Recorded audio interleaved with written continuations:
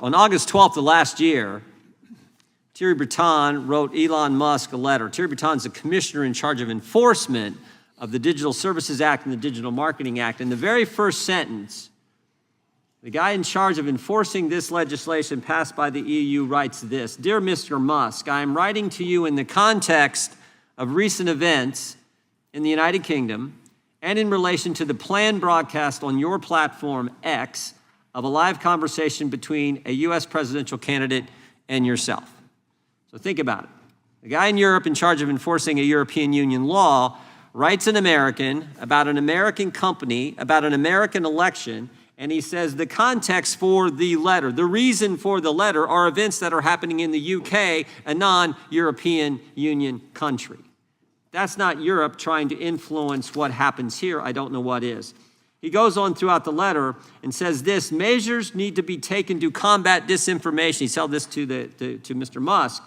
We're concerned about any, quote, illegal content you may have. And he ends his letter by saying, my services and I, very last sentence, my services and I will be extremely vigilant to any evidence that points to breaches of the Digital Services Act and will not hesitate to make full use of our toolbox.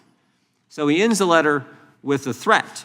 So before the interview even takes place, he's threatening an American running an American company about an interview regarding the most important election we have, election of the President of the United States.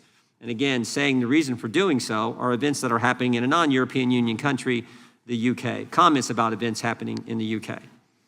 Concerned about this, quote, spillover effect. That is why we're having today's hearing. That's why we went to Europe last month, or actually in July, to study this issue. Now, here's what's interesting. Mr. Breton, after he sends this letter, this committee sent him 2 letters, and then he suddenly resigns. We asked him to come today, but he refused to come. We asked him to send written testimony. He refused to do that. We asked him to appear. He just wouldn't come. I think it's important to remember what the House Judiciary Committee did last Congress. We investigated our government, the Biden administration, their attacks on free expression here in the United States. What Michael Schellenberger journalists called the censorship industrial complex. Big government, big tech, big media, big academia, all working together to censor Americans. And we learned all kinds of things in that investigation. We learned on April 27th of 2022 that the Biden administration had established a disinformation governance board. That's right, a bunch of bureaucrats going to get together and tell you what you can say, what you can tweet, what you can post, what you can read, what's misinformation, what's disinformation, and the new term they come up, what's malinformation. Thank goodness, because many of us raised concerns about that, they disbanded that disinformation governance board.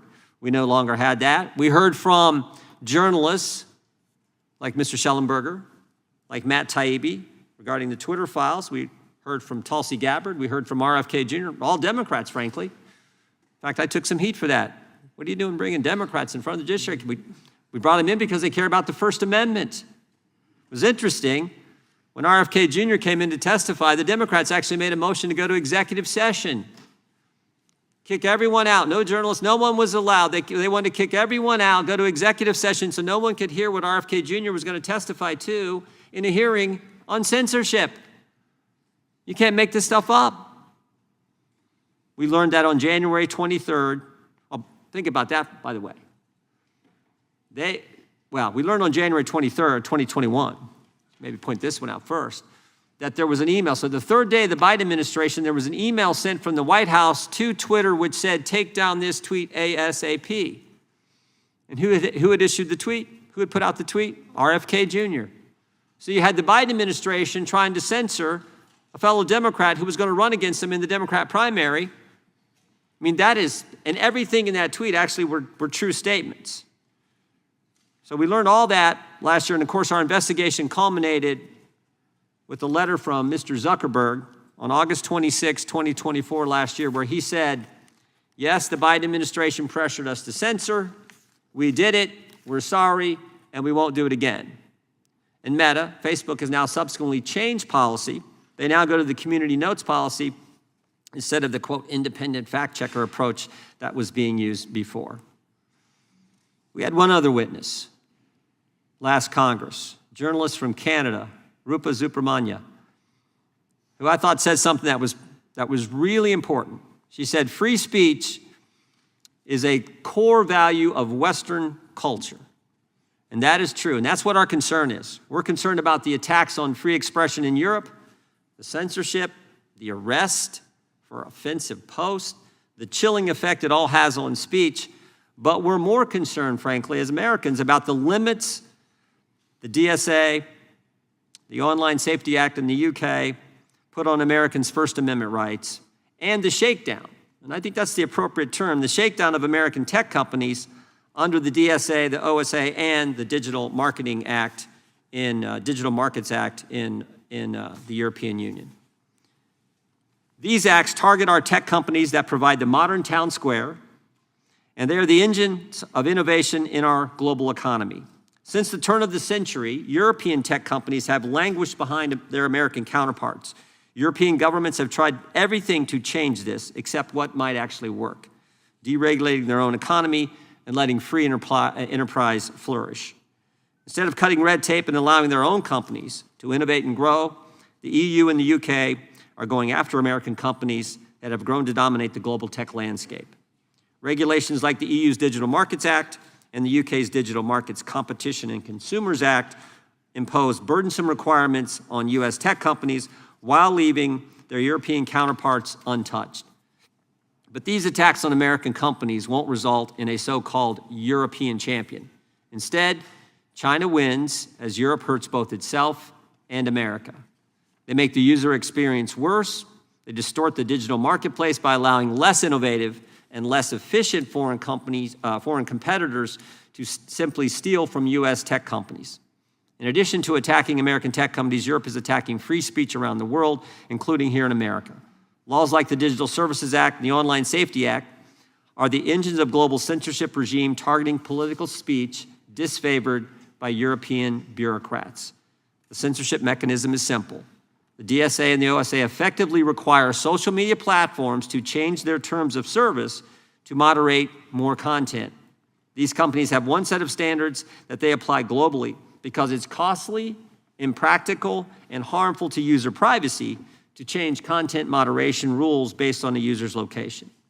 So when platforms are forced to change their terms of service to comply with European laws, it affects what we see, what we read, what we say online here in America, infringing on Americans' First Amendment rights. And this is no accident. Even the New York Times, The Atlantic have acknowledged that these foreign censorship laws are intended to have global impact. And European actions have proven it. Again, just look at Mr. Breton's letter.